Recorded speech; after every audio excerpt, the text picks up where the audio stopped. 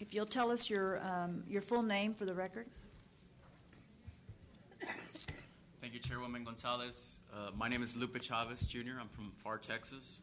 I have a prepared statement, and I have copies for the committee. Texas State Representative Tommy Merritt, Public Safety Committee members, Border and Intergovernmental Affairs Committee members, distinguished guests, and Rio Grande Valley concerned citizens and voters. My name is Lupe Chavez, Jr., and I'm a resident of a colonia named Las Milpas, annexed by Pharr in the 1980s and 1990s. We have long been a gateway to America.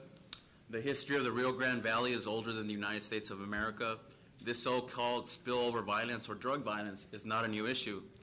America's inner cities have been ravaged by drug violence for at least 40 years. Long before Mexican troubadours sang about the narco corrido, Al Capone and other bootleggers used the Rio Grande and Canadian border to transport contraband and violence to hundreds of speakeasies. My community of Pharr, Las Milpas, garnered national headlines for drug violence in the 1980s. Well before the internet, social media, and 24/7 news cycle, William Ramos, a drug enforcement administration officer, was killed during an undercover operation in my neighborhood on my 10th birthday, December 31st, 1986.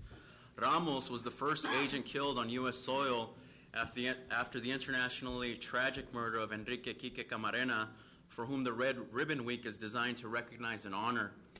My tiny community was headline news in the New York Times, Washington Post, and other leading papers around the country.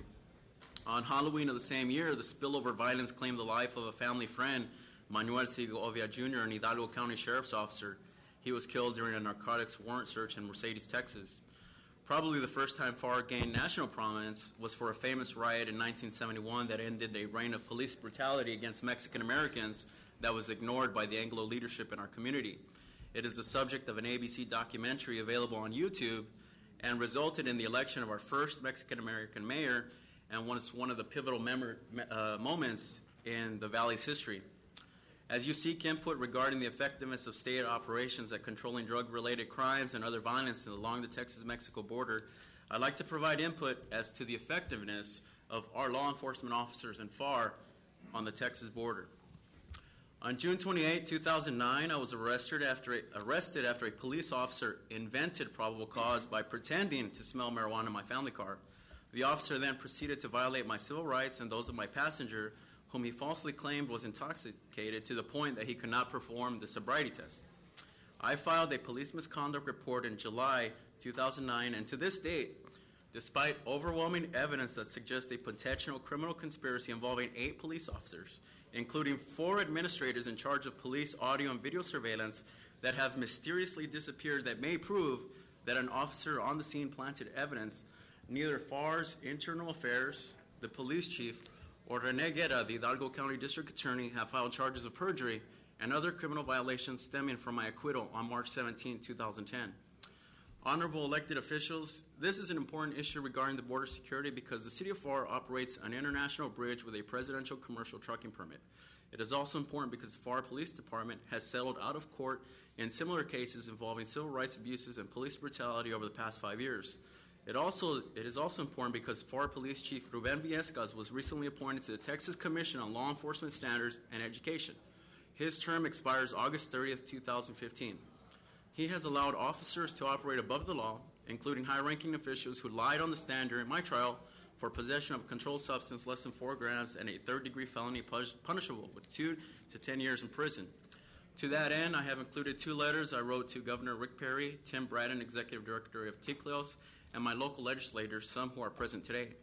I am also providing this joint committee with a copy of the Monitor article written about my acquittal and copies of a South Texas Nation magazine that provides more details about my ordeal with the Pharr Police Department.